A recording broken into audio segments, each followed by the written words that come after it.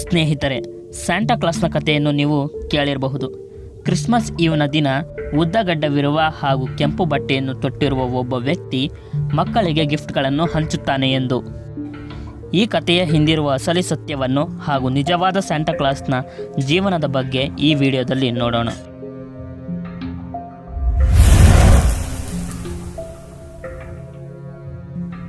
ನಿಜವಾದ ಸ್ಯಾಂಟಾ ಕ್ಲಾಸ್ನ ಹೆಸರು ಸೈಂಟ್ ನಿಕೋಲಸ್ ಎಂದು.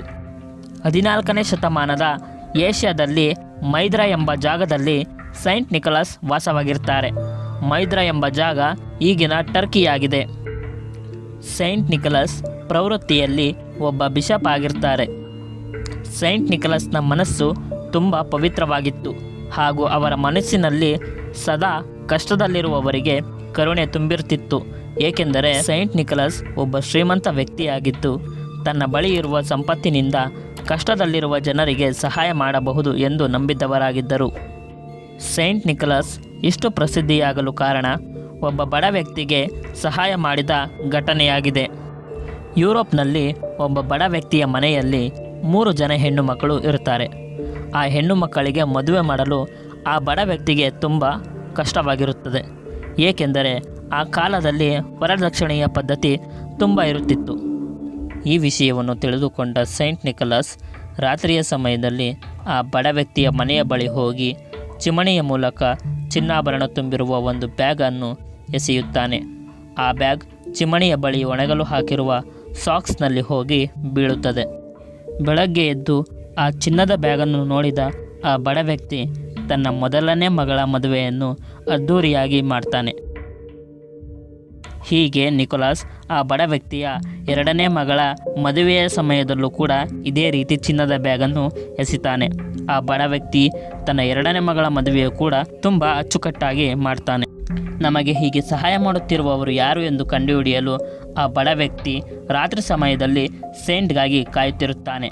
ಆಗ ನಿಕೋಲಸ್ ಆ ಬಡ ವ್ಯಕ್ತಿಯ 3ನೇ ಮಗಳ ಮದುವೆಗಾಗಿ ಚಿನ್ನದ ಬ್ಯಾಗನ್ನು ಎಸೆಯಲು ಬಂದಾಗ ಆ ಬಡ ವ್ಯಕ್ತಿ ನಿಕೋಲಸ್ನನ್ನು ಗುರುತು ಹಿಡಿದು ಬಿಡ್ತಾನೆ. ನಂತರ ಆ ಬಡ ವ್ಯಕ್ತಿ ತನಗೆ ಸಹಾಯ ಮಾಡುತ್ತಿದ್ದದ್ದು ಸೈಂಟ್ ನಿಕೋಲಸ್ಸೇ ಎಂದು ಎಲ್ಲರಿಗೂ ಹೇಳಿಬಿಡ್ತಾನೆ.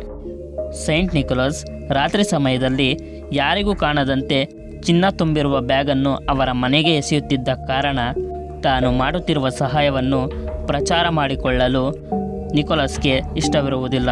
ಇದಾದ ನಂತರ ಸೈಂಟ್ ನಿಕೋಲಸ್ ಯುರೋಪ್ನ ತುಂಬ ಪ್ರಸಿದ್ಧಿಯಾಗಿ ಬಿಡ್ತಾನೆ. ಜನರೆಲ್ಲ ಸೈಂಟ್ ನಿಕೋಲಸ್ಗೆ ಸ್ಯಾಂಟಾ ಕ್ಲಾಸ್ ಎಂಬ ಬಿರುದನ್ನು ಕೊಡ್ತಾರೆ. ಸ್ಯಾಂಟಾ ಕ್ಲಾಸ್ಗೆ ಮ್ಯಾಜಿಕಲ್ ಶಕ್ತಿಗಳಿದ್ದವು ಎಂದು ಕೂಡ ಹೇಳಲಾಗುತ್ತದೆ.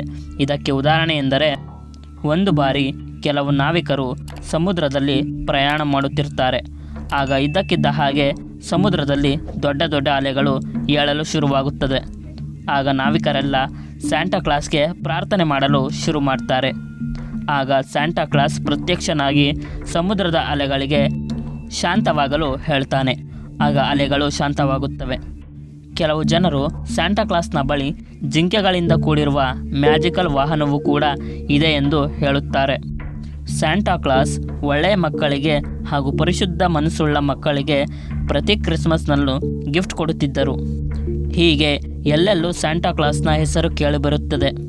ಇದನ್ನೆಲ್ಲ ಸಹಿಸಿಕೊಳ್ಳದ ಡಿಯೋಕ್ಲೆಟಿಯನ್ ಎಂಬ ಎಂಪರರ್ ಸ್ಯಾಂಟಾ ಕ್ಲಾಸ್ನನ್ನು ಮೈದ್ರಾದಿಂದ ಹೊರಗಿರುವ ಜೈಲಿನಲ್ಲಿ ಬಂಧಿಸುತ್ತಾನೆ. ಇದಾದ ನಂತರ ಸ್ಯಾಂಟಾ ಕ್ಲಾಸ್ನ ಮೃತ್ಯು ಹೇಗಾಯಿತು ಎಂದು ಯಾರಿಗೂ ತಿಳಿಯಲಿಲ್ಲ. ಕೆಲವು ಜನರು ಹೇಳುವ ಪ್ರಕಾರ ಸ್ಯಾಂಟಾ ಕ್ಲಾಸ್ ತನ್ನ ಪತ್ನಿಯ ಜೊತೆ ಹಾಗೂ ಇನ್ನೂ ಕೆಲವರ ಜೊತೆ ನಾರ್ತ್ ಪೋಲ್ನಲ್ಲಿ ಈಗಲೂ ನೆಲೆಸಿದ್ದಾರಂತೆ. ಈಗ ನೀವು ನೋಡುತ್ತಿರುವ ವಿಡಿಯೋ ನಿಜವಾದ ಸ್ಯಾಂಟಾ ಕ್ಲಾಸ್ ಸೆರೆಯಾಗಿದ್ದಾನೆ ಎಂದು ಹೇಳಲಾಗುವ ವಿಡಿಯೋವಾಗಿದೆ.